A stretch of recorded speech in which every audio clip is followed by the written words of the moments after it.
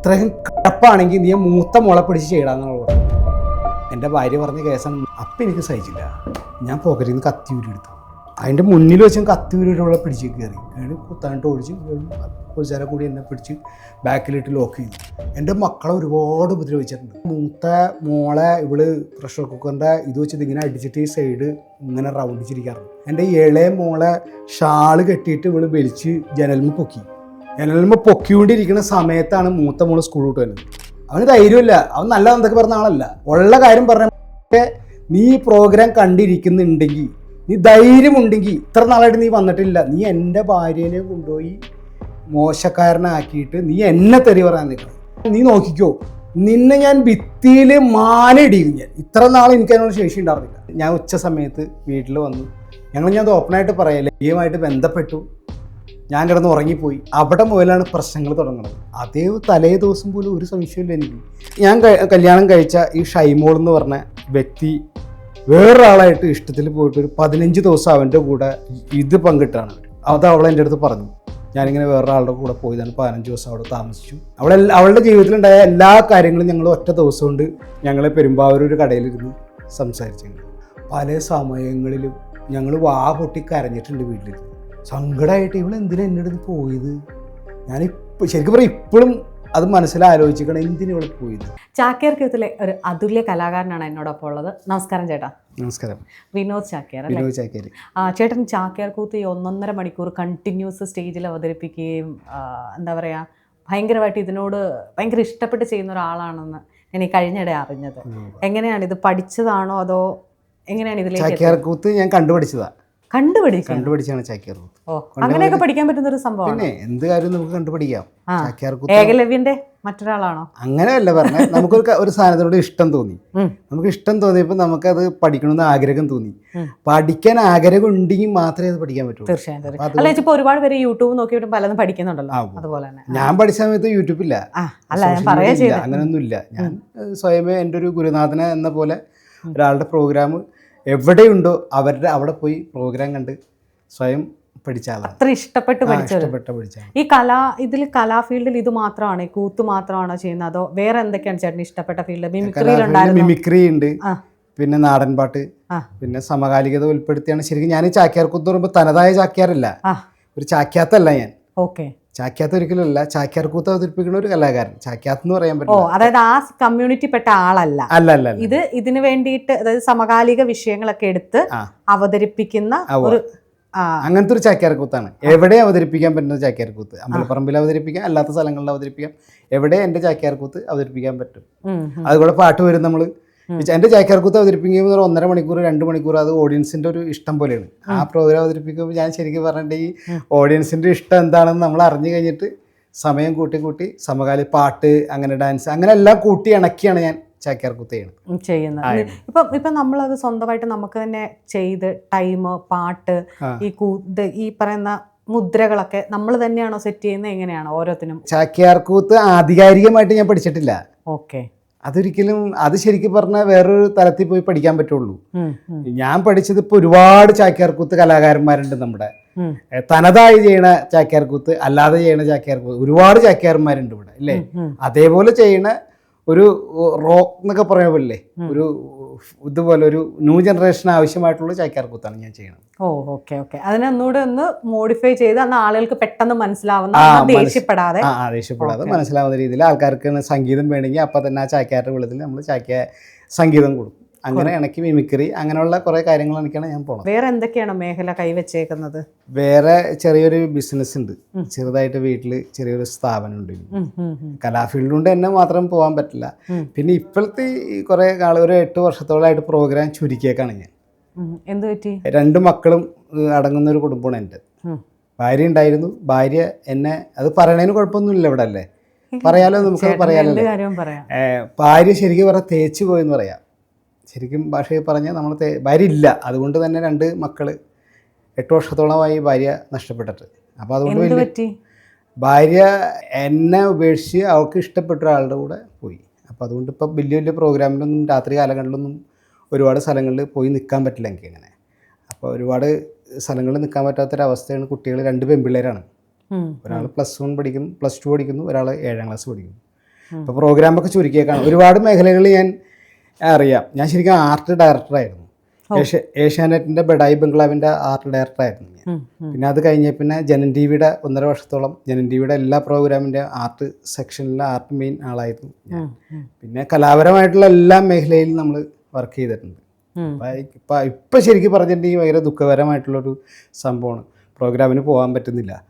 ഒരു പ്രോഗ്രാമിനൊക്കെ പോയി കഴിഞ്ഞാൽ 10-15 ദിവസം കഴിഞ്ഞൊക്കെ വരാൻ പറ്റുള്ളൂ. ആ സിനിമാപരമായിട്ട് ആർട്ട്പരമായിട്ട് പോയിട്ട് ലാഭപരമായിട്ട് ശരിക്കും പറഞ്ഞാൽ അതോടുകൂടി നമ്മളാകെ ആവശ്യതയിലാക്കിയിട്ടാണ് പോയത് ആൾ. നമ്മുടെ കയ്യിൽ നിന്ന് വിട്ടുപോയത് നമ്മളെ തീരെ മോശക്കാരനാക്കിയിട്ട് നാട്ടിൽ ഞാൻ അത്രയ്ക്കും ഏറ്റവും കൂടുതൽ ഇഷ്ടപ്പെട്ട ഒരാളായിരുന്നു എൻ്റെ ഭാര്യ. നിങ്ങളുടെ പ്രണയ വിവാഹമായിരുന്നോ? പ്രണയ വിവാഹം എന്ന് പറഞ്ഞാൽ വലിയൊരു പ്രണയ വിവാഹമല്ല. ഒരു സ്ഥലത്തൊരു പരിപാടിക്ക് പോയി കണ്ട് ഇഷ്ടപ്പെട്ടു അപ്പോൾ തന്നെ ഞങ്ങൾക്ക് രണ്ടുപേർക്കും ഇഷ്ടപ്പെട്ട് ഇങ്ങനെ കറങ്ങി നടക്കാനോ അവിടെ പാർക്കിൽ പോയിരിക്കാനോ അവിടെ ഒന്നും ഞാൻ പോയിട്ടില്ല. ആളെ ഇഷ്ടപ്പെട്ട് നേരിട്ട് കല്യാണം കഴിക്കാമെന്ന് പറഞ്ഞു. ആളുടെ വീട് പട്ടിമറ്റത്താണ്. പട്ടിമറ്റം കുമ്മനോട് എന്ന് പറഞ്ഞ സ്ഥലത്താണ് ആളുടെ വീട്. ശരിക്കും പറഞ്ഞാൽ ഈ ഇൻ്റർവ്യൂവിൽ വരാൻ തന്നെ കാരണം ഞാനത് പറയാൻ വേണ്ടി വന്നേക്കണതാണ്. ഈ ഇൻ്റർവ്യൂ പങ്കെടുക്കാൻ വന്നേക്കണത് ശരിക്കും ഞാൻ ആ കാര്യങ്ങൾ വെളിപ്പെടുത്താൻ വേണ്ടി വന്നേക്കണതാണ്. ശരിക്കും ഭാര്യ 1 കൊല്ലം വരെ ഞാൻ വെയിറ്റ് ചെയ്തു. അത് കഴിഞ്ഞ് പുള്ളിക്കാരത്തി എൻ്റെ അടുത്ത് പറഞ്ഞു എനിക്ക് കുറേ കാര്യങ്ങൾ പറയാനുണ്ടെന്ന് പറഞ്ഞു. കുറേ കാര്യങ്ങൾ പറയാൻ ഒരു കൊല്ലവും 1 ദിവസവും കഴിഞ്ഞ് ഞാൻ വീണ്ടും പുള്ളിക്കാരത്തിൻ്റെ വീട്ടിൽ ചെന്നു കഴിഞ്ഞപ്പോൾ പുള്ളിക്കാരത്തി എന്നോട് അടുത്തൊന്നും സമ്മതിക്കാമെന്ന് പറഞ്ഞു. അതുകൊണ്ട് എനിക്ക് കുറേ കാര്യങ്ങൾ പറയാനുണ്ടെന്ന് പറഞ്ഞാൽ ഇത് ആരെയും അപകീർത്തിപ്പെടുത്താൻ വേണ്ടി പറയണൊരു അല്ല കേട്ടോ. അത് അറിഞ്ഞിരിക്കാൻ വേണ്ടി എനിക്ക് ഒരുപാട് സങ്കടങ്ങളുണ്ട്. ഇത് വെളിപ്പെടുത്തണം എനിക്ക് എന്താണ് എൻ്റെ ജീവിതത്തിൽ സംഭവിച്ചതെന്ന്. ഈ ഞാൻ കല്യാണം കഴിച്ച ഈ ഷൈമോൾ എന്ന് പറഞ്ഞ വ്യക്തി വേറൊരാളായിട്ട് ഇഷ്ടത്തിൽ പോയിട്ട് ഒരു 15 ദിവസം അവൻ്റെ കൂടെ ഇത് പങ്കിട്ടാണ് അവർ. അത് അവൾ എൻ്റെ അടുത്ത് പറഞ്ഞു ഞാനിങ്ങനെ വേറൊരാളുടെ കൂടെ പോയതാണ്, 15 ദിവസം അവിടെ താമസിച്ചു എന്ന് പറഞ്ഞു. അവളുടെ ജീവിതത്തിലുണ്ടായ എല്ലാ കാര്യങ്ങളും ഞങ്ങൾ ഒറ്റ ദിവസം കൊണ്ട് ഞങ്ങൾ പെരുമ്പാവൂർ ഒരു കടയിലിരുന്ന് സംസാരിച്ചു ഞങ്ങൾ. അപ്പം എൻ്റെ അടുത്ത് പറഞ്ഞില്ല. അപ്പം എനിക്ക് ഭയങ്കര ഇഷ്ടമായി. എനിക്ക് ഇതൊന്നുമില്ല, എനിക്ക് പെങ്ങന്മാരൊന്നുമില്ല, ഞങ്ങൾ 2 ആൺപിള്ളേരാണ്. അപ്പോൾ എനിക്കിത് പറഞ്ഞപ്പോൾ ഇവളെല്ലാ കാര്യങ്ങളും എനിക്ക് പറഞ്ഞു കഴിഞ്ഞപ്പോൾ എനിക്ക് ഭയങ്കര ഇഷ്ടമായി. അങ്ങനെ ഇഷ്ടമായി പെട്ടെന്ന് 1 മാസം കൊണ്ട് കല്യാണവും നടത്തി. കല്യാണം കഴിഞ്ഞ് ഞങ്ങൾ 13 വർഷം ജീവിച്ചു. സുന്ദരമായിട്ടുള്ള അടിപൊളിയായിട്ടുള്ള ജീവിതമൊക്കെ ആയിരുന്നു. 13 വർഷം ഞാൻ ജീവിച്ചു. 13 വർഷം ജീവിച്ച് വീട്ടിൽ വലിയ സ്ഥാപനമൊക്കെ പണിതു. 10-16 പണിക്കാർ പണിയുന്ന ഒരു ജോലി സ്ഥലമൊക്കെ വീട്ടിലുണ്ടായിരുന്നു. എല്ലാം ഞാൻ അവിടെ എനിക്ക് അന്ന് ഈ കത്തി കമ്പനി ഉണ്ടായിരുന്നു. കത്തി കമ്പനി, തേങ്ങ പൊതിക്കണ മെഷീൻ, അങ്ങനെയുള്ള കുറേ ഒരു 16 പണിക്കാർ വീട്ടിലുണ്ടായിരുന്നു. വലിയ ആർഭാടമായിട്ടുള്ള ജീവിതമായിരുന്നു. ഒന്നിനൊരു കുറവില്ല, ഒരു ബുദ്ധിമുട്ടുമില്ല. പുള്ളിക്കാരത്തിനെ ഞാൻ ഏൽപ്പിച്ചുകൊണ്ട് ഞാൻ എൻ്റേതായ പരിപാടികൾക്കൊക്കെ പോകും. പക്ഷെ അതൊരു സുപ്രഭാതത്തിൽ ഒരു 3-4 വർഷങ്ങളിൽ പൊട്ടി പാളിഷായി. ആ വീട് വിറ്റു. ഞങ്ങൾ വേറൊരു വീട്ടിലേക്ക്, ചെറിയൊരു വീട്ടിലേക്ക് സ്ഥലം മാറ്റാം. അവിടെ നിന്ന് കിഴിമാടെന്ന് പറഞ്ഞ സ്ഥലത്ത് നിന്ന് ഞങ്ങൾ കുട്ടമ്പശ്ശേരി എന്ന് പറഞ്ഞ സ്ഥലത്ത് പഞ്ചായത്തൊക്കെ ഒന്ന് തന്നെ അവിടെ ചെന്നേ പിന്നെയാണ് പ്രശ്നങ്ങളൊക്കെ വന്നത്. അവിടെ ചെന്നിട്ട് പിന്നെ എല്ലാം ഭയങ്കര പ്രശ്നങ്ങളായിരുന്നു. ഇവള് വേറൊരുത്തനായിട്ട് സ്നേഹത്തിലായി. അങ്ങനെ അവൻ്റെ കൂടെ പോയി കഴിഞ്ഞിട്ട് അവൻ എൻ്റെ പേരിൽ കേസ് കൊടുത്തു. എൻ്റെ ഭാര്യേനെ അവൻ തട്ടിക്കൊണ്ടുപോയിട്ട് എൻ്റെ പേരിൽ കേസ് കൊടുത്ത് പന്തളം പോലീസ് സ്റ്റേഷനിൽ കൊണ്ടുപോയി കേസ് കൊടുത്ത്. എന്ത് പറഞ്ഞ് അവന് ഞാൻ 28 ലക്ഷം രൂപ അവന് ഞാൻ നഷ്ടപരിഹാരം കൊടുക്കുന്നത്. എൻ്റെ പെണ്ണുമ്പിള്ളേനെ അവൻ തട്ടിക്കൊണ്ടുപോയിട്ട് 28 ലക്ഷം രൂപ. അവൻ്റെ പേര് ഞാൻ പറയാം, ഇനി പേര് പറയാൻ ഞാൻ മടിക്കണമെന്നില്ല. അവൻ്റെ വീട് കുടശനാട് എന്ന് പറഞ്ഞ സ്ഥലത്താണ്. കുടശനാട്, പത്തനംതിട്ട കുടശനാട് എന്നുള്ള സ്ഥലത്ത്. എനിക്കിപ്പോൾ ഈ ഇൻ്റർവ്യൂവിൽ ഇരിക്കുമ്പോൾ ശരിക്കും പറഞ്ഞാൽ കുറേയൊക്കെ അവനെക്കുറിച്ച് പറയണമെന്നുണ്ട്. പക്ഷേ പറയാൻ പാടില്ലാത്ത വാക്കുകളിലൂടെ പറയാൻ പറ്റാത്ത കാരണം ഞാൻ പറയാം. എന്നെ ഒരുപാട് ഉപദ്രവിച്ചിട്ടുണ്ട്. അതെങ്ങനെയാണ് ഭാര്യയുടെ 28 ലക്ഷം രൂപയുടെ കഥ വന്നത്? എൻ്റെ ഭാര്യേനെ അവൻ കൊണ്ടുപോയി എൻ്റെ ഭാര്യേനെ കൊണ്ടുപോയി എവിടെ കണ്ട് ഒക്കെ താമസിപ്പിച്ചു. ഇവിടെ അടുത്ത പരിസരത്തെ കണ്ട് താമസിപ്പിച്ചിട്ട് കഴിഞ്ഞിട്ട് ഇവൻ്റെ പേരിൽ ഞാനൊരു ഫേസ്ബുക്കിലൊരു ഇത് വിട്ട് ഭാര്യനെ തട്ടിക്കൊണ്ടുപോയി ഇന്ന ആൾ മൈക്രോ ഫിനാൻസിൻ്റെ പേരും പറഞ്ഞാണ് ഇവരൊക്കെ വീട്ടിൽ വന്നത്. മൈക്രോ ഫിനാൻസോ എന്തോ അങ്ങനെ കണവണ പരിപാടിയൊക്കെ ആയിട്ടാണ് അവൻ വന്നിരുന്നത്. വീട്ടിൽ വന്ന് കയറി ഇവളായിട്ട് ഭയങ്കര ഇത് പിന്നീടാണ് ഞാൻ അറിഞ്ഞിട്ടാ. ഇതെല്ലാം കഴിഞ്ഞപ്പോഴാണ് ഞാൻ അറിഞ്ഞത് ഇന്ന ആളാണ് തട്ടിക്കൊണ്ടുപോകണമെന്ന്. അത് തട്ടിക്കൊണ്ട് അതായത് ഞാൻ അങ്ങനെ പറഞ്ഞു. കാരണം എൻ്റെ ഭാര്യേനെ അങ്ങനെ കൊണ്ടുപോകാൻ പറ്റില്ല എന്ന് എനിക്കറിയാമായിരുന്നു. എന്നോട് ഭയങ്കര സ്നേഹമായിരുന്നു. ഞാൻ ഇല്ലാതെ അവർക്ക് പറ്റില്ലായിരുന്നു. പക്ഷെ ഒരു സുപ്രഭാതത്തിൽ അവളെ കൊണ്ടുപോയി. അപ്പം ഞാൻ അന്നും കരുതിയിരുന്നത് അവൻ തട്ടിക്കൊണ്ടുപോയെന്ന് പറഞ്ഞത്. ആകെ തട്ടിക്കൊണ്ടുപോയെന്ന് പറഞ്ഞാൽ എൻ്റെ പേരിൽ ഫേസ്ബുക്കിലൊക്കെ ഞാൻ വിട്ടു. എന്നിട്ട് പന്തളം പോലീസ് സ്റ്റേഷനിൽ കൊണ്ടുപോയിട്ട് ഇവൻ എനിക്കൊരു വിട്ടേക്കാണ്, ഞാൻ ഈ ആളെ അറിയ പോലുമില്ല എന്ന്. ഞാൻ ഇപ്പോൾ പറയാൻ കാരണം എന്ന് വെച്ചാൽ ഞാൻ ഈ ആളെ അറിയ പോലുമില്ല. ഈ ഷൈമോൾ എന്ന് പറഞ്ഞ ആളെ ഞാൻ അറിയ പോലുമില്ല, എവിടെ കിടക്കണേന്ന് പോലും അറിയാൻ പാടില്ല എന്ന് പറഞ്ഞ് പന്തളം പോലീസ് സ്റ്റേഷനിൽ നിന്ന് കൊണ്ടുപോയിട്ട് പന്തളം പോലീസിലെ SI എന്നെ വിളിച്ച്, തൻ്റെ പേരിലൊരു പരാതി ഇവിടെ വന്നിട്ടുണ്ട്, തൻ്റെ പേരെന്താ? ഞാൻ പറഞ്ഞ എൻ്റെ പേര് എന്തെങ്കിലും ആയിക്കോട്ടെ. അങ്ങനെ അയാളും ഞാനായിട്ട് ഭയങ്കര ചൂടായി. അയാളെ പറയാന്ന് അയാൾ എന്നെ പറഞ്ഞ്, ഞാൻ അങ്ങോട്ടും പറഞ്ഞു. SI വിളിച്ചിട്ട് SIനെ അങ്ങോട്ടും പറഞ്ഞു. പക്ഷെ അവസാനം SI പറഞ്ഞ്, താനൊരു പണി, ഞാനപ്പോൾ ഇങ്ങനെ ചൂടാവണുണ്ട്, താൻ വൈകുന്നേരം ഒരു 6 മണിയാകുമ്പോൾ വിളിക്കാൻ പറഞ്ഞു. അങ്ങനെ ഞാൻ സാറിന് 6 മണിയാകുമ്പോൾ സാറ് വീണ്ടും എന്നെ വിളിച്ച് സാറിൻ്റെ അടുത്ത് കാര്യങ്ങളൊക്കെ പറഞ്ഞു. അവനിവിടെ കേസ് കൊടുക്കാൻ വന്നേക്കാണെന്ന് പറഞ്ഞു. ഇവിടെ നടന്ന് കേസ് കൊടുക്കാൻ വന്നേക്കാണ്. അത് കഴിഞ്ഞ് ഭാര്യനെ കാണാതെ പോയെന്നുള്ള പരാതിയൊന്നും കൊടുത്തില്ല. ആ കഥ ഞാൻ പറയാം. അതായത് ഭാര്യ, ഞങ്ങൾ സന്തോഷമായിട്ട് കുടുംബജീവിതമായിട്ട് പോയി. ഞാൻ അങ്ങനെ അനാവശ്യമായിട്ടുള്ള വലിയ കുടിയോ അങ്ങനെയുള്ള ശീലങ്ങളൊന്നും ഉള്ള ആളല്ല. വീട് മാത്രമേ ഉള്ളൂ എനിക്ക് ജ്വരമുള്ളൂ. അത്യാവശ്യം ജോലി കാര്യങ്ങൾ, പരിപാടി, പ്രോഗ്രാം കാര്യങ്ങൾ. ഒരു സുപ്രഭാതത്തിൽ ഇവള് ശരിക്കും നമ്മുടെയൊക്കെ ഭാര്യമാരിൽ നിന്ന് നമ്മൾ സ്വകാര്യ ജീവിതത്തിൽ കേൾക്കാൻ കൊതിക്കുന്ന കുറേ കാര്യങ്ങളുണ്ട് നമുക്ക്.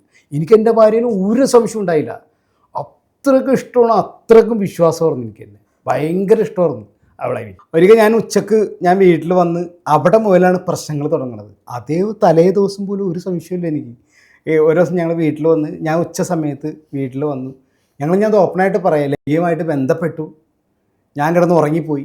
അവളിട്ട് അപ്പുറത്തേക്ക് പോയിട്ട് അലക്കാൻ പോയി. ഞാൻ കുറച്ച് കഴിയുമ്പോഴേക്കും അപ്പോൾ ഈ മൊബൈൽ ഇവളുടെ മൊബൈലൊന്നും ഞാൻ ചെക്ക് ചെയ്യാറില്ല.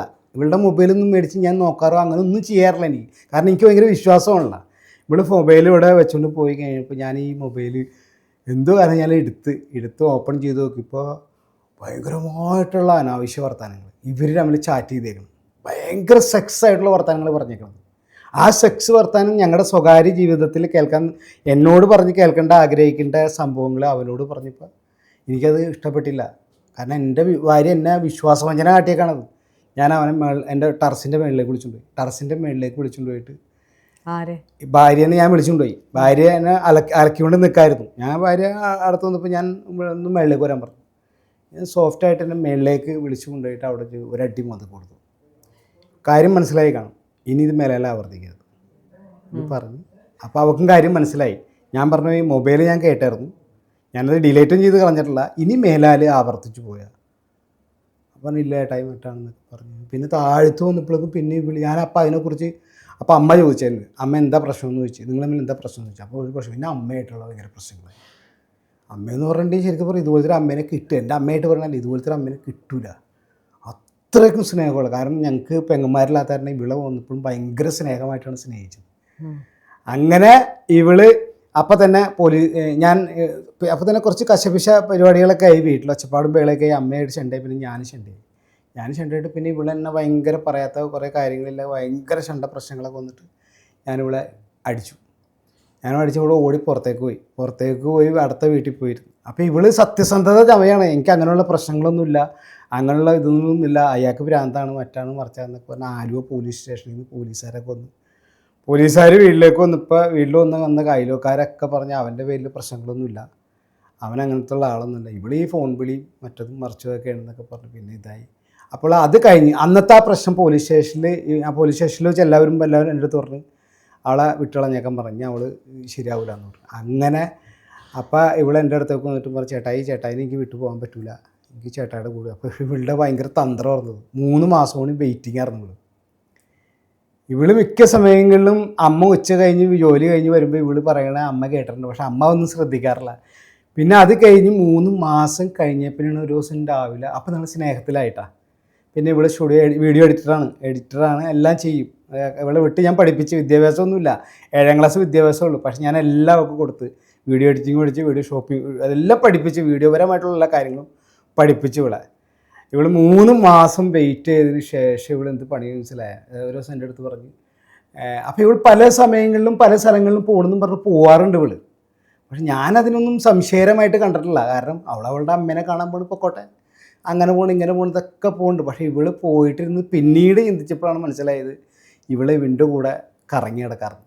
അപ്പോൾ എന്നെ പറഞ്ഞ് ഇവൾ വിശ്വസിപ്പിച്ച്, ഞാനിവൾ അത്ര വിശ്വസിച്ച് ഒരു ദിവസം എൻ്റെ അടുത്തേക്ക് ഇവളെൻ്റെ അടുത്ത് പറഞ്ഞ്, ചേട്ടായി വല്യമ്മക്ക് സുഖമില്ല, വല്യമ്മേനെ കോട്ടയം മെഡിക്കൽ കോളേജ് ഹോസ്പിറ്റലിൽ കൊണ്ടുപോകണം, അപ്പോൾ അതുകൊണ്ട് ചേട്ടായി എനിക്ക് കുറച്ച് പൈസ വേണം, എനിക്ക് ജീൻസ് മേടിച്ച് തരണം, എനിക്ക് ഷൂ മേടിച്ച് തരണം, എനിക്ക് ബാഗ് മേടിച്ചാണ്. ഞാൻ പറഞ്ഞാൽ മേടിച്ചോ, അക്കൗണ്ടിൽ നിന്ന് പൈസ എടുത്തിട്ട് എന്തുവേണമെങ്കിൽ ചെയ്തോളാൻ പറഞ്ഞു. ഇവിടെ തലേ ദിവസം പോയി വന്ന് അന്ന് രാത്രി ഒരു പ്രത്യേക സ്നേഹം പറഞ്ഞു നമുക്ക് എന്നോട്.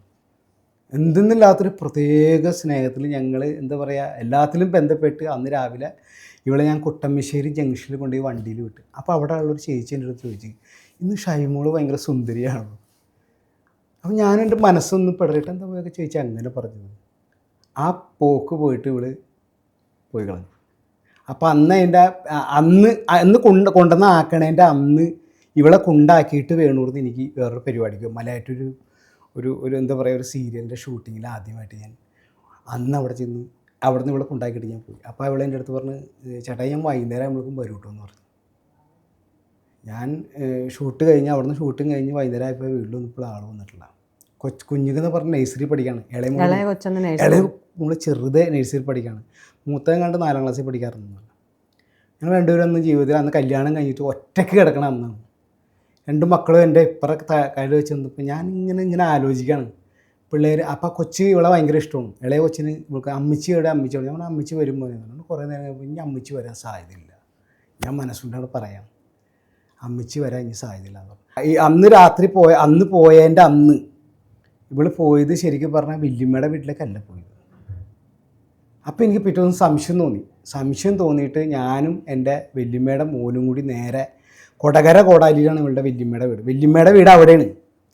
അങ്ങനെ പിറ്റേ ദിവസം രാവിലെ ഞാനും എൻ്റെ ചേട്ടനും കൂടി 2 വീലറായിട്ട് നേരെ കൊടകരയ്ക്ക് ചെന്നു. അപ്പോൾ ഇവളുടെ വല്യമ്മേനെ ഹോസ്പിറ്റലിൽ കൊണ്ടുപോകണം, വല്യമ്മക്ക് വലിയ അസുഖമൊന്നും പറഞ്ഞിട്ടാണ് ഇവള് പോയേക്കണം ഇവിടുന്ന്.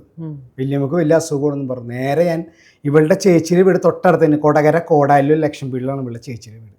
നേരെ ചേച്ചിയുടെ വീട്ടിലേക്ക് ഞാനും ചേട്ടനോട് ചെന്ന് കഴിഞ്ഞിട്ട് ചേട്ടൻ്റെ അപ്പോൾ ചേച്ചിനെയും കൂട്ടി പോകുന്ന പറഞ്ഞേക്കണത്. നേരെ ചേട്ടൻ്റെ വീട്ടിലേക്ക് വന്നപ്പോൾ ചേട്ടൻ എന്നെ കണ്ടുകൂടി എനിക്ക് എന്തിയാടാന്ന് വെച്ചപ്പോൾ ഷൈമോൾ ഇങ്ങോട്ട് വന്നു. പെട്ടെന്ന് ചേട്ടനാണ് പറയാണ് വന്നില്ല എന്ന്.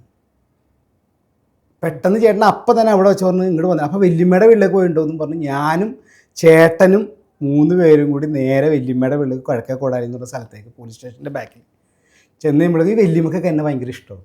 വല്യമ്മക്ക് എന്താ ഇഷ്ടമെന്ന് പറഞ്ഞിട്ടുണ്ടെങ്കിൽ ഇത്രയും നാൾ ഇവള് ഒരുപാട് പേരുദോഷമൊക്കെ ഏൽപ്പിച്ച് ഇവള് ഭയങ്കര പ്രശ്നമൊക്കെ ഉണ്ടാക്കി വീട്ടിൽ നിന്നപ്പോൾ നമ്മൾ സ്വീകരിച്ചാണ് അവളെ. എല്ലാം മറന്ന് ഇനി എൻ്റെ ജീവിതത്തിലേക്ക് വന്നു കഴിഞ്ഞാൽ ഇനി അങ്ങനെയുള്ള തെറ്റൊന്നും ചെയ്യാൻ പാടില്ല എന്ന് വാക്കാലെ പറഞ്ഞ് ഉറപ്പിച്ച് വന്ന അങ്ങനെയുള്ള എൻ്റെ പേര് ഈ വല്യമ്മച്ചിക്കൊക്കെ എന്നെ ഭയങ്കര വല്യമ്മച്ചി ചെന്നുകൂടി എന്നെ കെട്ടിപ്പിടിച്ച് എന്താ പുള്ളി എന്ന് പറഞ്ഞ് കെട്ടിപ്പിടിച്ച്. ഞാൻ പറഞ്ഞു വല്യമ്മച്ചി ഷൈമോൾ ഇങ്ങോട്ട് വന്നോ? പെട്ടെന്ന് വല്യമ്മച്ചിയുടെ വായിന്ന് വന്നില്ല എന്ന്. പെട്ടെന്ന് വല്യമ്മച്ചിയുടെ വായിന്ന് ഷൈമോളൊന്നും ഇവിടെ വന്നില്ല. അപ്പം അമ്മ രാധമ്മ ഇങ്ങോട്ട് വന്നു, അവന് വന്നില്ല.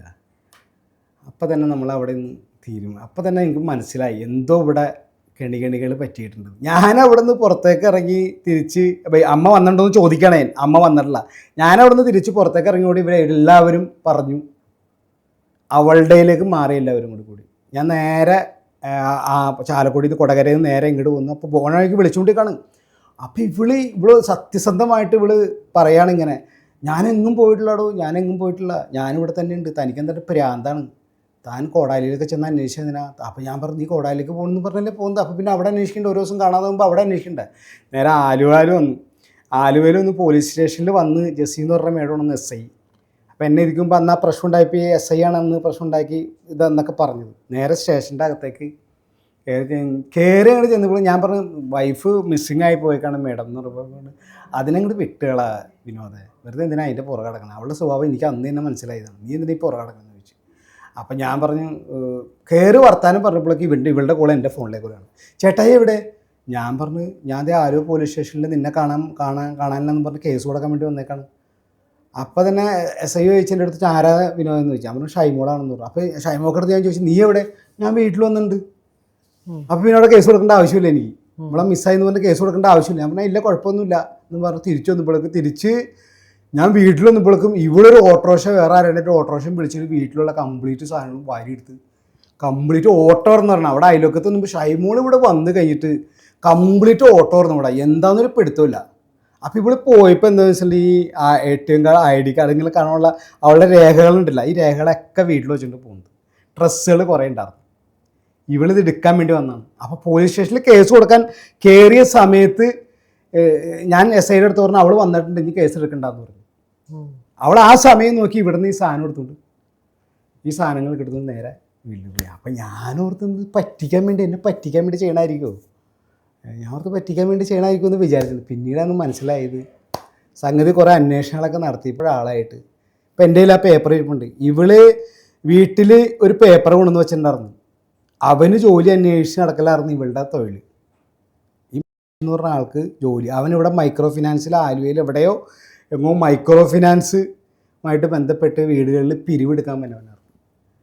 എന്നിട്ട് ഞാൻ അവൻ്റെ അടുത്തൊക്കെ ഒരുപാട് ചോദിക്കാറുണ്ട്. ഇവൻ്റെ അടുത്ത് ഇവൻ്റെ നമ്പർ എനിക്ക് കിട്ടി, എൻ്റെ കയ്യിൽ ഇരിപ്പുണ്ട് പേപ്പർ. ഇതിൻ്റെ നമ്പറിൽ നിന്ന് ഞാൻ വിളിച്ച് ചോദിച്ചപ്പോൾ ഞാൻ നിൻ്റെ ഭാര്യനെ 2 മക്കളുള്ള പെണ്ണുമ്പിള്ളേനെ ഞാൻ കൊണ്ടുപോകണേ, നിനക്കെന്താ പ്രാന്താണ്, നീ പോടാൻ. പിന്നെ തെറിയാണ്. തെറിയെന്ന് പറഞ്ഞാൽ ഇവനും അതായത് പല സമയങ്ങളിലും ഇവന് സമയം കിട്ടുന്ന സമയങ്ങളിലൊക്കെ ഇവന് അനാവശ്യം എൻ്റെ അടുത്ത് പറഞ്ഞു. ഞാൻ ചോദിക്കട്ടെ, അവളങ്ങോട്ട് വന്നിട്ടുണ്ട്, ഇയാളങ്ങോട്ട് വിട്ടേക്കടോ, ഈ മക്കളുടെ അമ്മയാണ്, എന്തിനാ താൻ അവിടെ കൊണ്ട്. എടാ എനിക്കറിയില്ലടോ, എനിക്ക് ഷൈമോൾ എന്ന് പറഞ്ഞ ആളെ അറിയില്ല എന്ന് പറഞ്ഞാണ് അവൻ. ആ അറിയില്ല എന്ന് പറഞ്ഞ ആളാണ് പന്തളം പോലീസ് സ്റ്റേഷനിൽ കൊണ്ടുപോയി പരാതി കൊടുത്തിട്ട് വക്കീൽ മുഖേന, പന്തളത്തുള്ള വക്കീൽ ജോബി എന്ന് പറഞ്ഞ വക്കീൽ, പേപ്പർ എൻ്റെ കയ്യിലിരിപ്പുണ്ട്, ഇപ്പം ഞാൻ കൊണ്ടുവന്നിട്ടുണ്ട്, 28 ലക്ഷം രൂപ ഞാൻ കൊടുക്കണമെന്നും പറഞ്ഞുകൊണ്ട് ഈ ജോബി വക്കീൽ എനിക്കൊരു ഇത് വിട്ടേക്കണം. അതെന്തിനാണ് അത് എനിക്കപ്പം മനസ്സിലായില്ല. അപ്പം ഞാൻ അതിക്ക് മുമ്പ് മനസ്സിലായത് പറഞ്ഞാൽ ഇവൻ്റെ പേരിൽ ഫേസ്ബുക്കിൽ ഞാനൊരു സംഭവം വിട്ടായിരുന്നു. മൈക്രോ ഫിനാൻസിൻ്റെ പേരും പറഞ്ഞ് കുടുംബങ്ങളിൽ കയറി അമ്മമാരെയും പെങ്ങന്മാരെയൊക്കെ വശീകരിച്ച് കൊണ്ടുപോകുന്ന ഒരു പദവി ഇവനുണ്ടെന്നും പറഞ്ഞ് ഇവൻ്റെ ഫേസ്ബുക്കിലും വിട്ടായിരുന്നു. അവന് ബദലായിട്ട് വിട്ടേക്കുന്നതാണ് ഞാൻ ഈ പെണ്ണിനെ അറിയ പോലുമില്ല, ഈ പെണ്ണിനെ ഈ ഷൈമോൾ എന്ന് പറഞ്ഞ ആളെ അറിയ പോലുമില്ല എന്നും പറഞ്ഞ് അനാവശ്യങ്ങളെന്ന് പറഞ്ഞാൽ ഭയങ്കര അനാവശ്യങ്ങൾ. ഇത് കഴിഞ്ഞൊരു 1 കൊല്ലം കഴിഞ്ഞപ്പോഴേക്കും മൂവാറ്റുപുഴ കോടതിയിൽ നിന്ന് ഒരു പേപ്പർ വരാണ്, ഈ മൂവാറ്റുപുഴ കോടതിയിൽ ഡിവേഴ്സിന് വേണ്ടി അവൾ കൊടുത്തേക്കാന്ന്. അയ്യോ, ഞാനോർത്ത് ഇവളെന്നെ പറ്റിക്കണമായിരിക്കണം. അന്ന് ഞാൻ അങ്ങനെ ധരിച്ചിരുന്നത്. കുറേ നാളെ കഴിയുമ്പോൾ തിരിച്ചു വരും. ഇവള് കഴിയുമ്പോൾ എൻ്റെ വീടിൻ്റെ പരിസരത്തുള്ള കംപ്ലീറ്റ് ഉള്ള ആൾക്കാരുടെ അടുത്ത് പറഞ്ഞുണ്ടാക്കി അവന് പ്രാന്താണ്, അവൻ വേറെ പെണ്ണുങ്ങളെയും കൊണ്ട് കിടക്കാണ്. ഇവിടെ പറഞ്ഞിട്ടും പോയേക്കണാണ് കിഴിമാട്ടിലുള്ള വേറൊരു പെണ്ണായിട്ട് ഞാൻ ഭയങ്കര കമ്പനി ആയിട്ട് അതും ചൊല്ലി വീട്ടിൽ പ്രശ്നം ഉണ്ടായിട്ട് അവൾ പോയേക്കണമെന്ന് പറഞ്ഞേക്കണം. അങ്ങനെ ഒരു പ്രശ്നവും ഉണ്ടായിട്ടില്ല. നാട്ടുകാർ മൊത്തം എൻ്റെ സപ്പോർട്ടിങ്ങാണ്, നാട്ടുകാർ മൊത്തം എൻ്റെ സപ്പോർട്ടിങ്ങായിട്ട് നിന്നേക്കാണ്. ഇവിടെ കോടതിയിൽ കേസ് കൊടുത്തു. അപ്പം ഞാൻ രാത്രിയാകുമ്പോൾ കൊച്ചു കരയും, ഇളയ കൊച്ച് അമ്മച്ചീനെ കാണണം എന്ന് പറഞ്ഞ് ഇളയ കൊച്ച്, മൂത്ത കൊച്ച് അങ്ങനെ കരവില്ല, ഇളയ കൊച്ച് കരയും. ഞങ്ങൾ പല സമയങ്ങളിലും ഞങ്ങൾ വാ പൊട്ടി കരഞ്ഞിട്ടുണ്ട് വീട്ടിലിരുന്ന്. സങ്കടമായിട്ട് ഇവളെന്തിനാ എൻ്റെ അടുത്ത് പോയത്. ശരിക്കും പറയാം ഇപ്പോഴും അത് മനസ്സിലാലോചിക്കണം, എന്തിനാ ഇവൾ പോയത്, ഇവളെന്തിനാണ് എന്നെ വിട്ട് പോയതെന്നാണ് ചോദിക്കുന്നത്. ഒരു കുറവും ജീവിതത്തിൽ അവൾക്കും വരുത്തിയിട്ടില്ല. പിന്നെ എന്തിനാണ് ഇവളിങ്ങനെ ചെയ്തതെന്ന് ഞാൻ എപ്പോഴും അവളെക്കുറിച്ചുള്ള മനസ്സിൽ ചിന്തയുണ്ട്. പക്ഷെ ഞാനിപ്പോൾ ഈ ഇൻ്റർവ്യൂവിൽ പങ്കെടുക്കാൻ കാരണം ഒരുപാട് ആൾക്കാർ മോശക്കാരായിട്ട് കണ്ടിട്ടുണ്ട്. ഞാൻ പെണ്ണുങ്ങളായിട്ട് നടക്കുന്നതാണ്, പെണ്ണുങ്ങളെ കൊണ്ട് കറങ്ങി നടക്കുന്നതാണ്, മദ്യപാനിയാണ്, ഞാൻ കഞ്ചാവ് അടിയനാണ്, അവൾ എഴുതി വിട്ടേക്കണ്. ഞാൻ വേണമെങ്കിൽ മേഡത്തിന് കാണിച്ചു തരാം, എൻ്റെ കയ്യിൽ പേപ്പർ ഇരിപ്പുണ്ട്. അവൾ കോടതിയിൽ കൊടുത്തേക്കണതാണ് ഞാൻ കഞ്ചാവ് അടിക്കുന്ന ആളാണ്. ഒരു ദിവസം ഞാൻ വന്നപ്പോൾ എൻ്റെ മോളെ പ്രാപിച്ചുകൊണ്ടിരിക്കുകയാണ് ഞാൻ എന്നൊക്കെ പറഞ്ഞ്. അതൊക്കെ കേൾക്കുമ്പോൾ അച്ഛൻ എന്നുള്ള സ്ഥിതിക്ക് എനിക്ക് ഒരമ്മയും പറയാൻ പറ്റാത്ത, ജീവിതത്തിൽ ഒരമ്മയും പറയാൻ പറ്റാത്ത മൂവാറ്റുപുഴ കോടതിയിൽ കൗൺസിലിൽ എൻ്റെ തലേന്ന് രാത്രി ഞാൻ പറഞ്ഞു, ഷൈമള നീ എടി അങ്ങനെയൊന്നും പറയട്ടെ, നമുക്ക് ഒന്നിച്ച് ജീവിക്കാടി എന്ന് പറഞ്ഞിട്ട് ഇവള് പറഞ്ഞു, നിനക്ക് അത്രയ്ക്കും അത് പറയാൻ പാടില്ല, ഇത്രയും കപ്പാണെങ്കിൽ നീ മൂത്ത മുള പിടിച്ച് ചെയ്യടാന്നാണ് പറഞ്ഞത്. എൻ്റെ ഭാര്യ പറഞ്ഞ കേസാണ് മൂത്ത മുള പിടിച്ച് ചെയ്യാൻ. പിറ്റേന്ന് മൂവാറ്റുപുഴ കോടതിയിൽ കൗൺസിലിങ്ങിന് ഇരുത്തിയേക്കണം. കൗൺസിലിങ്ങിന് ചെന്നിട്ടൊന്നും വലിയ കൗൺസിലിങ്ങും ചെയ്തൊന്നുമില്ല അവർ അവളുടെ സൈഡിൽ നിന്ന് വർത്താനം പറയണ പോലെ എനിക്ക് ഫീൽ ചെയ്തു. അപ്പോൾ ഇവളൊരു തന്ത്രം പ്രയോഗിച്ചവിടെ ഞാൻ ശരിക്കും, അപ്പോൾ ഇവളോട് എനിക്ക് ഭയങ്കര ദേഷ്യമായി. ആ ദേഷ്യം വെറുതെ അഭിനയിച്ചാണ് ഞാനത്. ശരിക്കും ദേഷ്യം, എനിക്ക് അവളോട് ദേഷ്യം ഉണ്ടായിരുന്നില്ല. അങ്ങനെ പോയിട്ടൊന്നും എനിക്ക് മനസ്സിൽ ദേഷ്യം തോന്നി, അത്രയ്ക്ക് ഇഷ്ടമായിരുന്നു. ഞാൻ എന്ത് പണിയത്, ഞാൻ പറഞ്ഞു എനിക്ക് ഡിവോഴ്സ് വേണമെന്ന് പറഞ്ഞു, ബന്ധം വേറെ പെടുത്തണമെന്ന് പറഞ്ഞു. അവളെന്ത് കണി കാണിച്ച് എനിക്ക് എൻ്റെ ചേട്ടായുടെ കൂടെ ജീവിക്കണമെന്ന് പറഞ്ഞു വാശി. അവൾ എൻ്റെ കൂടെ തന്നെ ജീവിക്കണം. ഇത് തന്ത്രമായിരുന്നത്. പിന്നീടാണ് എനിക്കിത് മനസ്സിലായി. ഞാൻ പറഞ്ഞു എനിക്കിവളെ വേണ്ട, എനിക്ക് വാദിക്കാൻ ആരുമില്ല, ഞാൻ ഒറ്റയ്ക്ക് എൻ്റെ ജഡ്ജിയുടെ മുമ്പിൽ ഒരു കൊച്ചി ഇവിടെ കുഞ്ഞു കൊച്ചു തോളത്തെടുക്കണം, ആരും എൻ്റെ കൂടെ വന്നില്ല, ഒരാളും എൻ്റെ കൂടെ വരാനുണ്ടായില്ല. മറ്റേ കൊച്ച് കോടതിയിലെ ജഡ്ജിൻ്റെ അടുത്ത് ചോദിച്ചു എന്താ പ്രശ്നം. ഞാൻ പറഞ്ഞ കാരണങ്ങളെങ്ങനെ വിവരിച്ചു പറഞ്ഞു. കാരണങ്ങളൊക്കെ ഇങ്ങനെ വിളിച്ച് പറഞ്ഞപ്പോൾ ഞാൻ അപ്പോഴും ജഡ്ജിയുടെ അടുത്ത് പറഞ്ഞു, ജഡ്ജിമെൻ്റെ അടുത്ത് പറഞ്ഞത് മനസ്സിലായ എനിക്ക് ഇവളായിട്ട് ജീവിക്കണ്ടെന്ന് പറഞ്ഞു. അപ്പോൾ സ്വാഭാവികമായിട്ട് ഞാനങ്ങനെ പറയുമ്പോൾ അവൾ പറയാണ് എനിക്കെൻ്റെ ചേട്ടായിനെ വേണമെന്ന് പറയാണ്. പക്ഷേ അവൾ നേരെ തിരിച്ചാൽ പറഞ്ഞേക്കണം എന്നുള്ള കാര്യം പിന്നീട് മനസ്സിലായത്. ശരിക്കും അവൾക്ക് തന്നെ വേണ്ടായിരുന്നു. ഈ മറ്റേ ആക്ഷൻ ഹീറോ വിജുവിൽ സുരാജേൻ്റെ അടുത്ത് അവർ ചോദിക്കണില്ലേ ഒരു അവസ്ഥയല്ലേ, അവളുടെ അടുത്ത് ചോദിച്ചു, ജഡ്ജി നേരിട്ട് ചോദിച്ചു വിനോദിനെ കൊണ്ട് എന്താ പ്രശ്നമെന്ന് ചോദിച്ചു. കുടുംബം അന്വേഷിച്ചു, ഉവ്വ. വേറെ വല്ല പ്രശ്നങ്ങളുണ്ടാ, ഉവ്വ. വെള്ളം അടിച്ചു കിടക്കും, ഇല്ല. അനാവശ്യ കൂട്ടുകെട്ടുകളുണ്ടാ, ഇല്ല. പിന്നെ എന്ത് കൂട്ടുകെട്ടില്ല? ആ ഒരു അവസ്ഥയിൽ ഞാനവിടെ നിന്നാണ്. അതായത് അവൾ എന്നിട്ട് അവിടെ അവൾ ആ കോടതിയുടെ മുമ്പിൽ വെച്ച് പറയാണ്, ഞാനിട്ട് കോടതിയുടെ അടുത്ത് പറഞ്ഞ്, ജഡ്ജിയുടെ അടുത്ത് ഇങ്ങനെ പറഞ്ഞ്, സാറേ ഇന്നലെ ഇവളൊരു സംസാരിച്ചു, അതുകൊണ്ട് എനിക്ക് ഒട്ടും വേണ്ടാന്ന് പറഞ്ഞു. അപ്പോഴും മനസ്സിൽ എനിക്കിവളെ വേണമെന്ന് തന്നെയായിരുന്നു. ഇവള് പറഞ്ഞാൽ ഞാൻ ഇന്നലെ വൈകുന്നേരം വിളിച്ചു കഴിഞ്ഞപ്പോൾ ഇവള് എൻ്റെ അടുത്ത് പറഞ്ഞെന്താ സാറേ മനസ്സിലായ, നിനക്ക് അത്രയൊക്കെ മൂത്ത് നടക്കുകയാണെങ്കിൽ നിൻ്റെ മൂത്ത പിള്ളേനെ പിടിച്ച് ഇടാന്ന് പറഞ്ഞു. അപ്പം എനിക്ക് സഹിച്ചില്ല. ഞാൻ പോക്കറ്റിൽ നിന്ന് കത്തി ഊരിയെടുത്തു. അതിൻ്റെ മുന്നിൽ വെച്ച് കത്തി ഊരിയുള്ള പിടിച്ച് കയറി കുത്താനിട്ട് ഓടിച്ച് പോലീസുകാരെ കൂടി എന്നെ പിടിച്ച് ബാക്കിലിട്ട് ലോക്ക് ചെയ്തു. അപ്പോൾ അത്രയ്ക്കും ക്രൂരമായിട്ടുള്ള വർത്തമാനങ്ങൾ. പിന്നെ ഇതൊക്കെ അന്നിപ്പോൾ മേഡം ചോദിക്കുന്നത് എന്താ അന്ന് പറയായിരുന്നെന്ന്. എൻ്റെ മക്കളെ ഒരുപാട് ഉപദ്രവിച്ചിട്ടുണ്ട്. എൻ്റെ മക്കളെ മൂത്ത മോളെ ഇവള് പ്രഷർ കുക്കറിൻ്റെ ഇത് വെച്ചിട്ട് ഇങ്ങനെ അടിച്ചിട്ട് ഈ സൈഡ് ഇങ്ങനെ റൗണ്ടിച്ചിരിക്കാറുണ്ട്. അപ്പോൾ ഇവളങ്ങനെ ചെയ്യൂല, അങ്ങനെ അത്ര സ്നേഹമായിട്ട് എന്നെ പെരുമാറുന്നത്. ഇളയ കൊച്ചില്ല ഇപ്പോഴും ശരിക്കും പറഞ്ഞാൽ ഈ കാര്യങ്ങളൊക്കെ പറഞ്ഞാൽ അവളെ ശിക്ഷിക്കും എന്നുള്ള കാര്യങ്ങൾ ഉറപ്പെനിക്ക്. എൻ്റെ ഇളയ മോളെ ഷാള് കെട്ടിയിട്ട് ഇവള് വലിച്ച് ജനൽമ പൊക്കിക്കൊണ്ടിരിക്കുന്ന സമയത്താണ് മൂത്ത മോള് സ്കൂൾ വിട്ട് വരുന്നത്. പുള്ള കിടന്ന് ഇങ്ങനെ പിടച്ചുകൊണ്ടിരിക്കുക. പുള്ള പിന്നെയാണ് ഈ കാര്യങ്ങളൊക്കെ പറഞ്ഞത്, അച്ചായി ഇങ്ങനെയുള്ള കാര്യങ്ങളൊക്കെ അവൾ ചെയ്യേണ്ട, ഇനി അവളെ വേണ്ട അച്ചായി, ഞങ്ങൾക്ക് ഇനി അവളെ വേണ്ട. അത്രയ്ക്കും ക്രൂരമായിട്ട് ഈ രഹസ്യങ്ങൾ പറയാതിരിക്കാൻ വേണ്ടിയിട്ട് ഈ മൂത്ത കൊച്ചിനെ ഇളയ കൊച്ചിനെ നല്ല ഇടിയിടിക്കുകയാണ്. സ്വന്തം പെറ്റമ്മേണ്ടെ കാണിച്ചേക്കണത്. അന്ന് ഞാൻ അവളുടെ പേരിൽ ഈ കേസുകളൊക്കെ കൊടുത്തിറങ്ങി അവളെ അകത്തിരുന്നേ. പക്ഷെ എപ്പോഴും എൻ്റെ മനസ്സിൽ ഇപ്പോഴും ശരിക്കും പറഞ്ഞാൽ ഭയങ്കര ഇഷ്ടമാണ് എനിക്ക്. എവിടെയാണ് താമസിക്കുന്നത്? പത്തനംതിട്ട കുടശനാട് എന്ന് പറഞ്ഞ സ്ഥലത്താണ് അവർ താമസിക്കുന്നത്. ആ പറഞ്ഞ വ്യക്തിയുടെ കൂടെ തന്നെ അവിടെയാണ് എനിക്ക് ഈ ദേഷ്യം ഇപ്പോൾ പറയാൻ കാരണം. ആ പറഞ്ഞ എന്ന് പറഞ്ഞ ആളുടെ കൂടെയാണ് അവൾ കല്യാണം കഴിച്ച് പേരും മാറ്റി സാന്ദ്ര തോമസ് എന്ന് പേരും മാറ്റി ഇൻസ്റ്റാഗ്രാമിലൊക്കെ ഫോട്ടോ. ഈ കൊച്ചുമക്കൾ ഇവരെല്ലാവരും വാട്സപ്പ് ഇൻസ്റ്റാഗ്രാം എല്ലായിടത്തും നോക്കണതാ.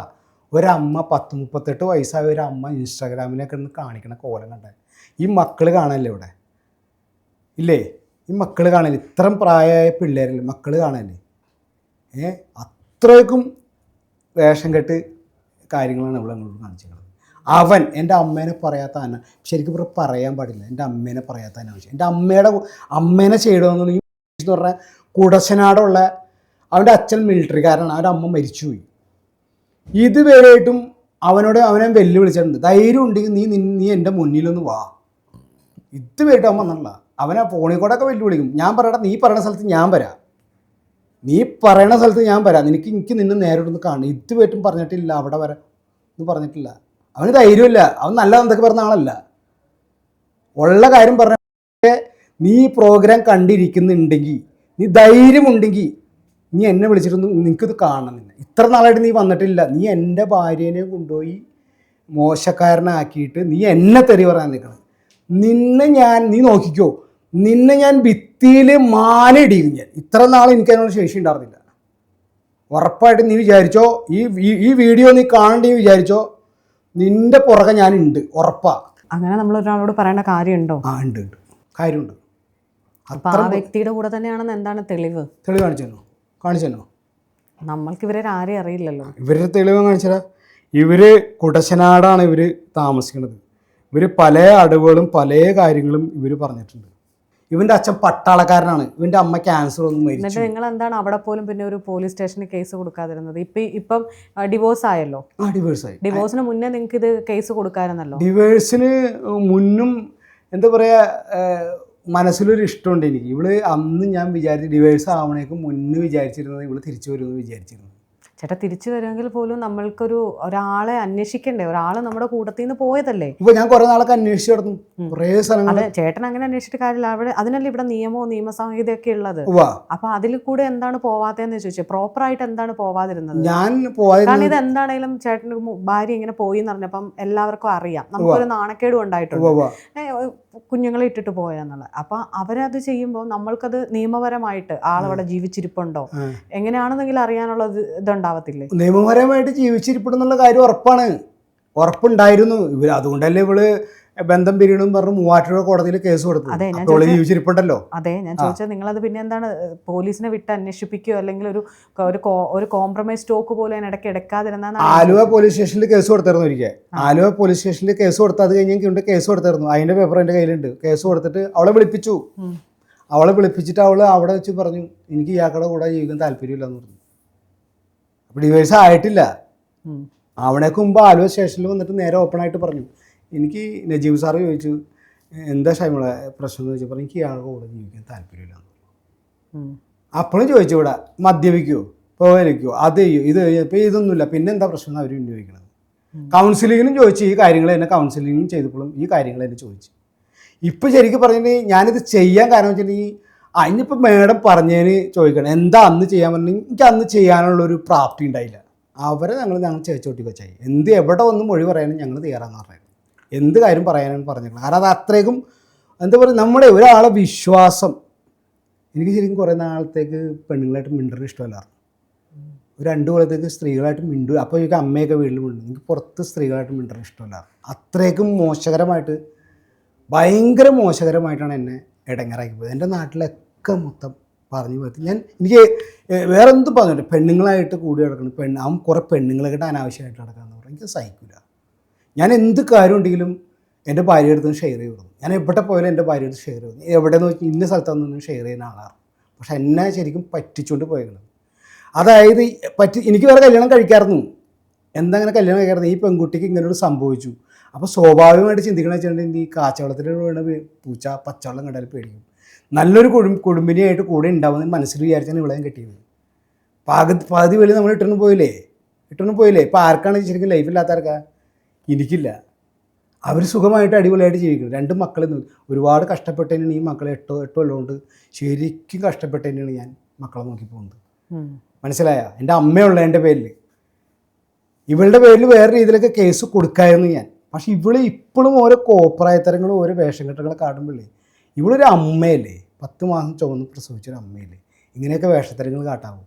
2 പെൺമക്കൾ അവർ കുറേ നാൾ കഴിയുമ്പോൾ അവർക്കൊരു കല്യാണാലോചനയൊക്കെ വന്നു കഴിയുമ്പോൾ അവർ അന്വേഷിക്കുമ്പോൾ അമ്മ ഇങ്ങനെ പോയി തോന്നുന്നു അവർക്കൊരു ലൈഫ് ഉണ്ടാവും. എൻ്റെ മനസ്സ് ചിന്തിക്കണം കേട്ടാ.